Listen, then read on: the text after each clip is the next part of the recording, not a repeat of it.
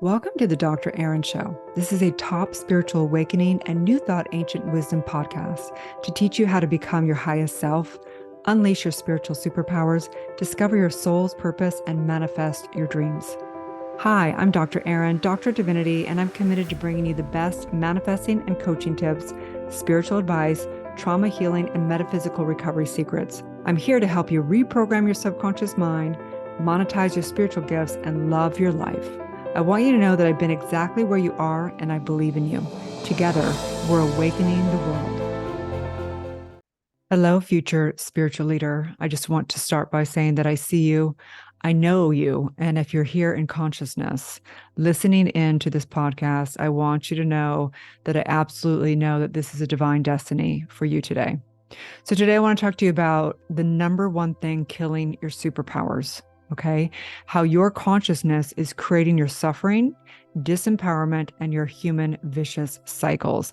That's right. I'm going to break on down how to tap into your divine powers within and what's actually really stopping you from your supernatural abilities and creating abundance and vitality and love. So let's do this thing. So I'm having a lot of people write in, of course, or in class and all around on social media, people talking about how do I turn on my spiritual gifts? How do I turn on my spiritual superpowers, my supernatural powers? How do I make millions of dollars bringing my gifts to the world? So not to unacknowledge those desires, okay? I really get that you have a deep desire to fully live in your divine presence. But I'm here to say that what you are seeking is actually what's taking away the exact thing.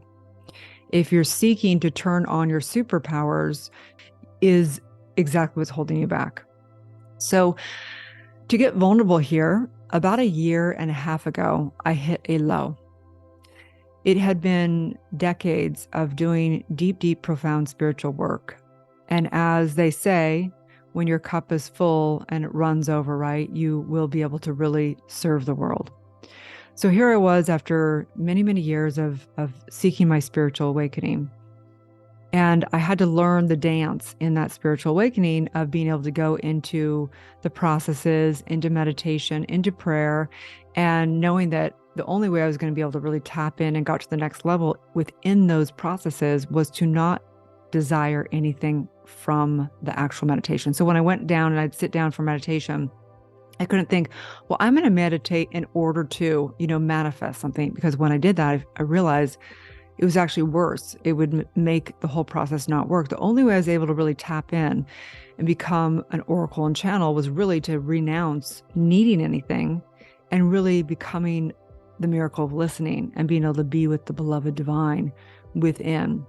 And doing that deep, deep soul clearing work so I could tap into zero field and begin to get the beautiful wisdom, the infinite intelligence, be able to have downloads from the universe. And in that, I began to become more powerful. I began to turn on more and more of my spiritual superpowers. I began to be powerful. People began to look to me for wisdom. It's the only reason why I was able to create what I was able to create in my business and be able to train people around the world. So what happened is over the years, my spiritual practice began to go down, down, down. I mean, I went from, doing 5 hours a day, right, to like being lucky enough to get my 20 minutes in the morning, 20 minutes in the afternoon. And what I began to find is that my powers, I began to feel less powerful. We know we're always the divine source, but our experience of our divinity is one thing. We're always divine. We're always God's source, but we can experience being divided. We can experience being fully not empowered. Okay. So over the course of the year, over the years, a year and a half was my real low. A few things happened in our community, and a woman that worked for me that was amazing. She's in my prayers to this day. We had a little bit of a falling out, just the way that she left the company and the whole situation. I take full responsibility, but it was heartbreaking for me, and I'm sure it was for her as well. And it disrupted some things in our community. And then there was another breakdown with another client. And as you'll hear me say, breaking down the humanness and the leadership, that there is about 1 out of 100 clients will be really a problem 80% of your clients will be probably amazing. 20% will be somewhat antisocial and find problems that you'll have to deal with. And 1% will be, 1 to 2% will be a sociopath level of consciousness. And this is just stats, okay?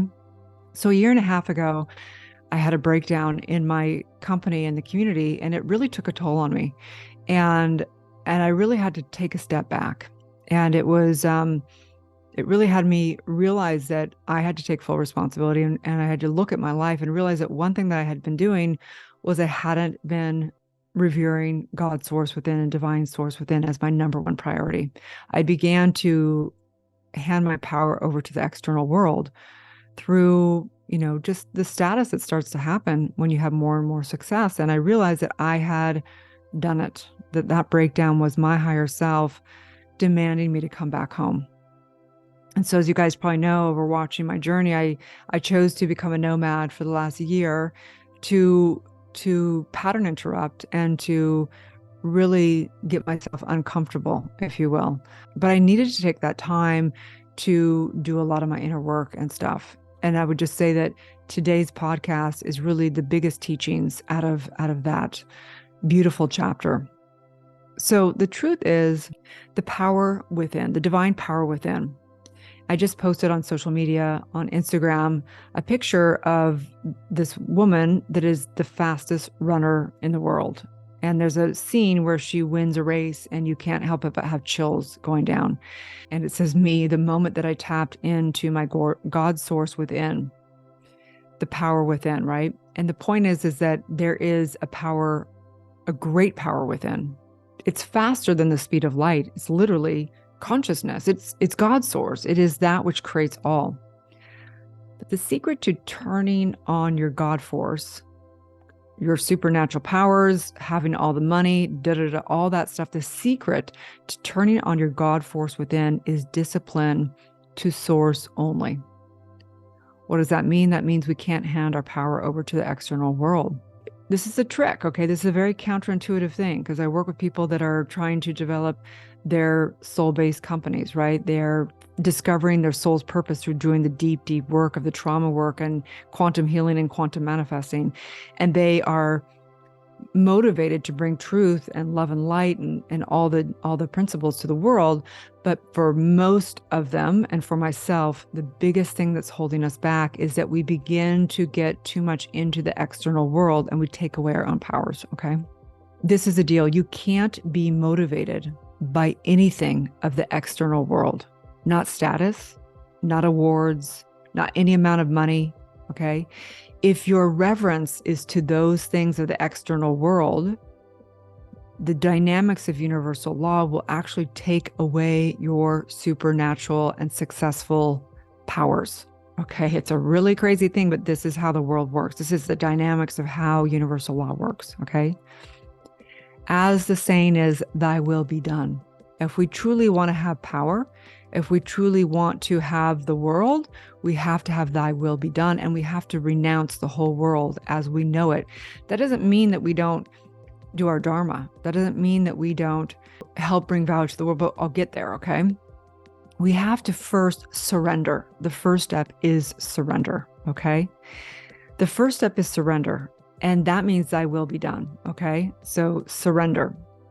And this can be usually doesn't happen easily, okay? It usually is some hard lesson like what happened, and it's a resurrendering over and over again, okay? So I just want to emphasize here that as a teacher, I'm not saying that I'm perfect. I'm not saying that anyone that says they're perfect on this planet, they may be enlightened master, maybe up in the Himalayas in the caves, but in the Western world, I would guarantee there is not a master walking over here, meaning they are students as well. They're teaching principle, they're teaching truth, but they're also still in the mastery of that, okay?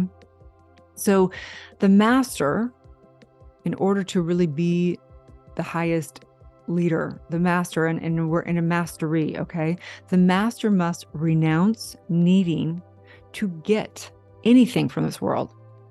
You must not look to the world for your source, okay? The master must seek God's source within, the divine source within, the intelligence within, whatever you want to call it, okay? If you want to master, you have to revere and only seek the source within. Okay. Your supernatural powers will ignite as you do that. Okay. So here is the biggest trick of all. This is the trick of the trick of the trick. Okay. What happens is you begin to seek something within. Say you're not having success in this world. In fact, you're quite sad. You've had a lot of trauma. You feel hopeless. And you may even feel suicidal. Okay. Please, if you're having suicidal thoughts, please seek help, mental support, a group, all that good stuff. Okay. But let's just pretend that you are thinking, I don't want to live. Okay. Maybe you're not actually suicidal, but maybe you're like, I don't want to live. Okay. I've been there. And you're like, I give up. And in that giving up, you actually surrender. This is what we've heard Eckhart Tolle and so many masters that are masters that didn't want to live, and they surrendered at such a profound level that they handed their power over to source. They handed that power over within.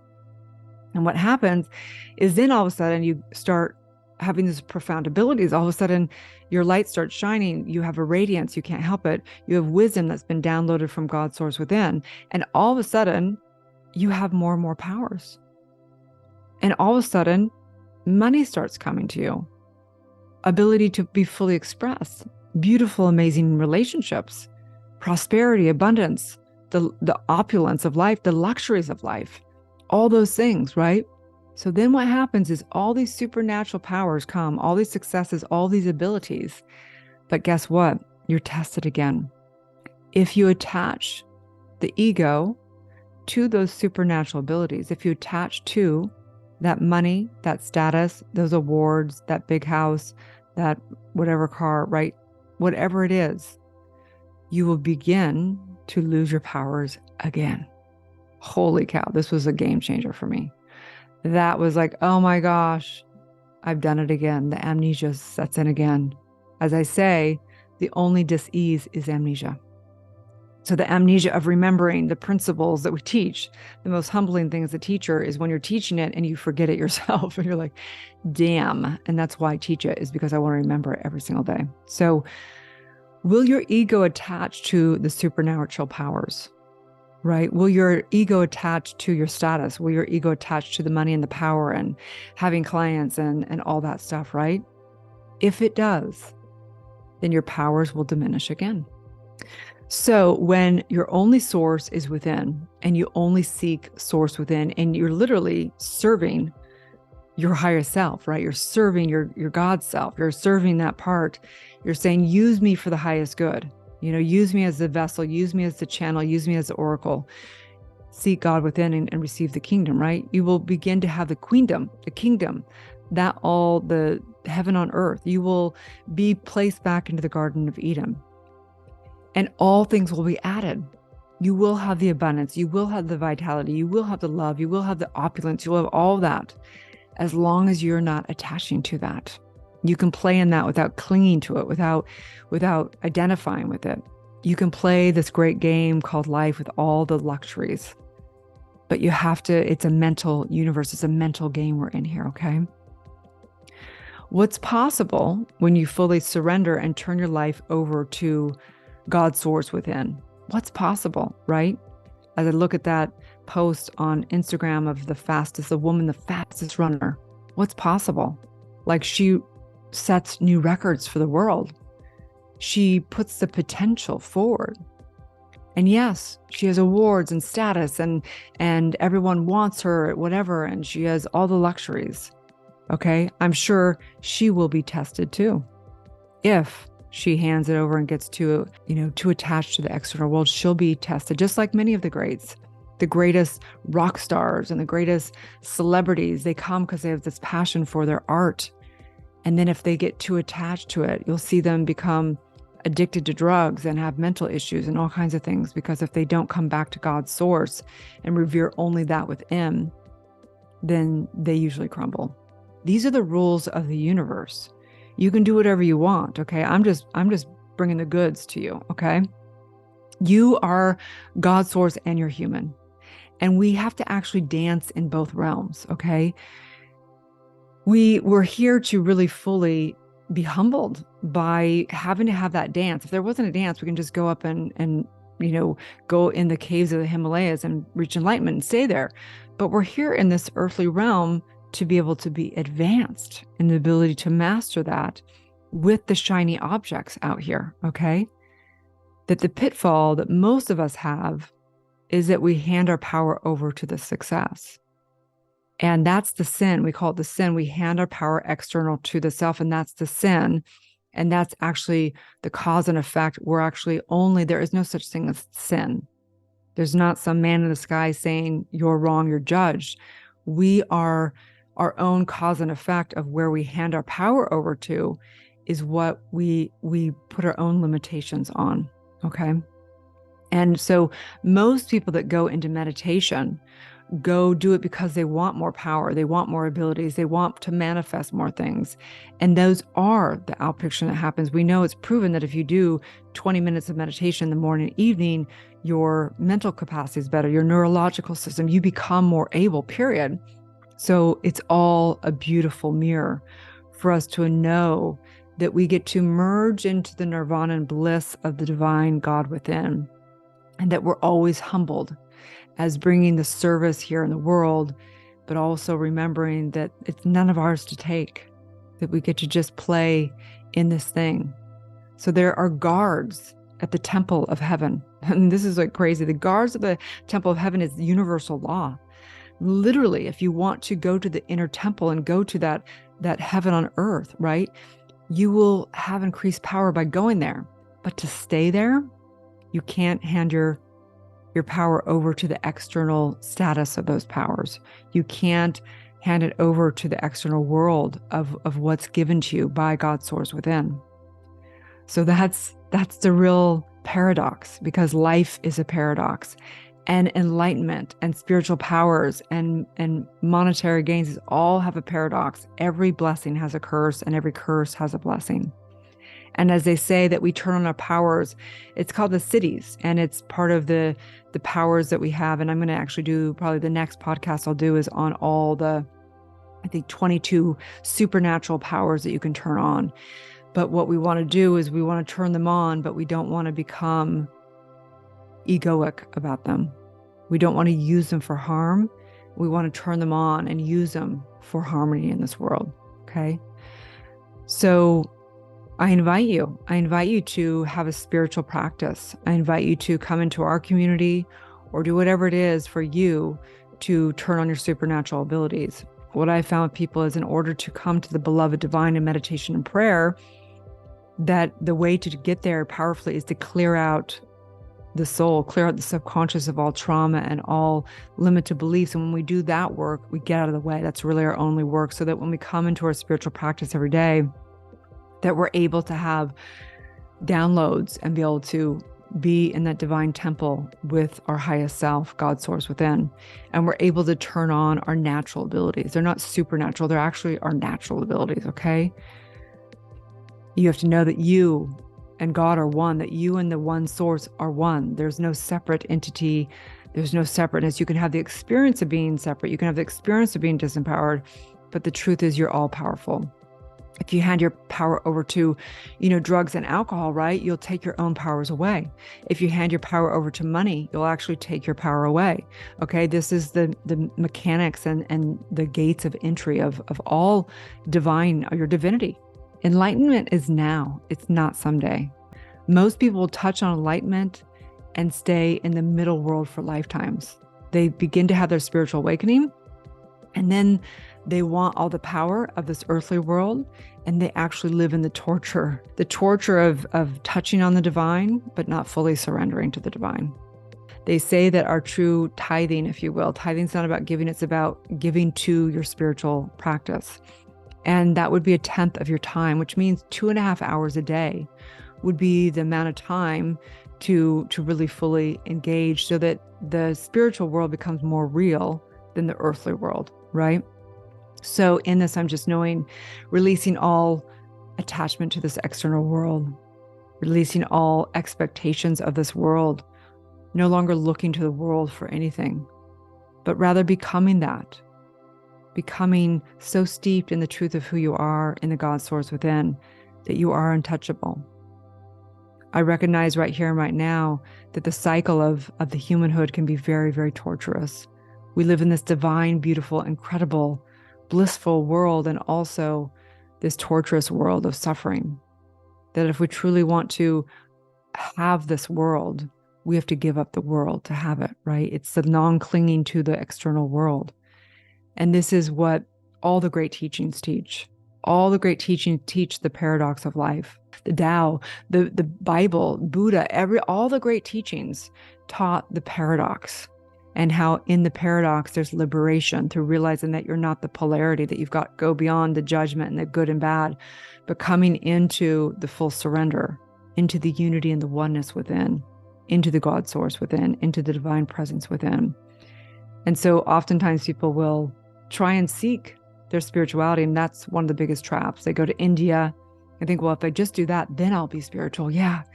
Renounce all my clothes and wear white, then I'll be spiritual.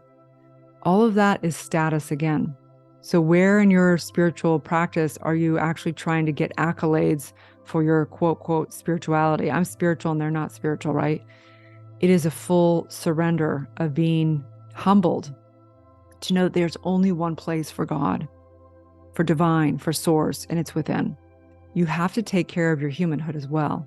You have this earth temple that you still got to get up and go to work and pay your bills and do the things. And that's why we call it a dharma. Sometimes you just have to do the wax on, wax off to be able to take care of yourself. And sometimes you get the privilege to be able to serve others in the work. And so I'm just so grateful. And so I just know the paradox of spiritual awakening. And I just say, may you know that all the pain and suffering is actually grace.